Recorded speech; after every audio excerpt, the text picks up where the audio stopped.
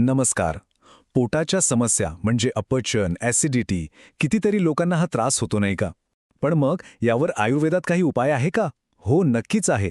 आणि आज आपण त्यावरच सविस्तरपणे बोलणार आहोत. विचार करा, खाल्लेलं अन्न व्यवस्थित पचत नाहीये, छातीत जळजळ होतेय, अशा वेळी अख्खा दिवसच खराब जातो. खरंय ना? हे जे काही होतंय ना, ते आपल्या शरीरात काहीतरी संतुलन बिघडलंय याचे एक मोठं लक्षण असू शकतं. ओके, मग या पोटाच्या समस्यांमागे नेमकं कारण काय असतं? चला जरा खोलात शिरूया आणि याचं मूळ कारण शोधून काढूया. अनेकांना आश्चर्य वाटेल, पण या सगळ्या त्रासामागे अनेकदा एकच कारण सापडतं.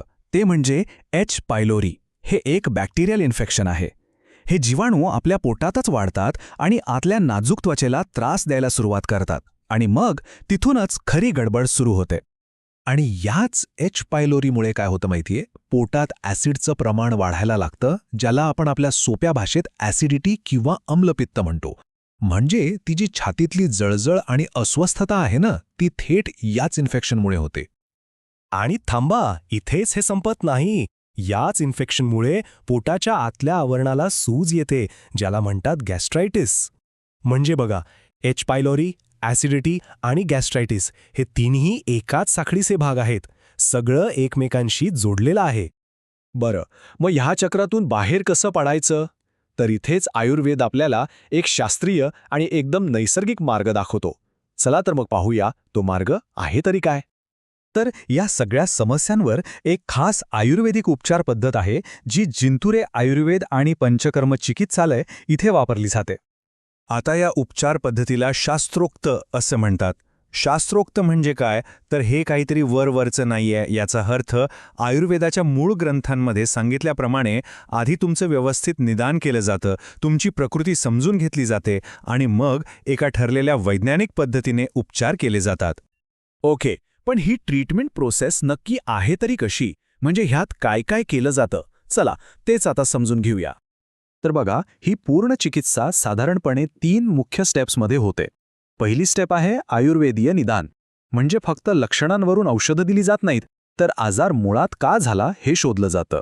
दुसरी स्टेप आहे आयुर्वेदीय औषधी. एकदा कारण कळलं की शरीराला आतून बरं करण्यासाठी अगदी योग्य औषधं दिली जातात. आणि तिसरी सगळ्यात महत्त्वाची स्टेप म्हणजे पंचकर्म. याने काय होतं, तर शरीरात जी काही विषारी द्रव्य साचलेली असतात ना, ती सगळी बाहेर काढून टाकली जातात आणि शरीर आतून स्वच्छ होतं. आणि या सगळ्या तिन्ही स्टेप्सचा अंतिम उद्देश काय?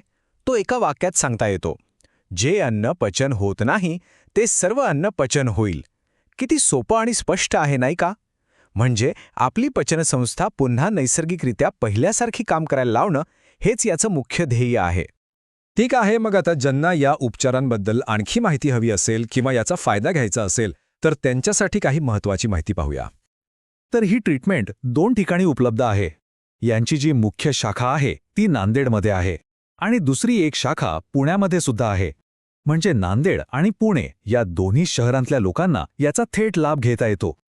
आणि समजा कोणी या शहरांमध्ये राहत नाही किंवा प्रत्यक्ष जाणं शक्य नाही, तरी काळजीचं कारण नाही, कारण यांच्याकडे ऑनलाईन कन्सल्टेशनची सुद्धा सोय आहे. म्हणजे तुम्ही अक्षरशः जगात कुठेही असा, तुम्हाला घर बसल्या मार्गदर्शन मिळू शकतं. आणि या ऑनलाईन कन्सल्टेशनसाठी काय करायचं, तर फक्त एका व्हॉट्सॲप नंबरवर संपर्क साधायचा आहे. नंबर नोट करून घ्या.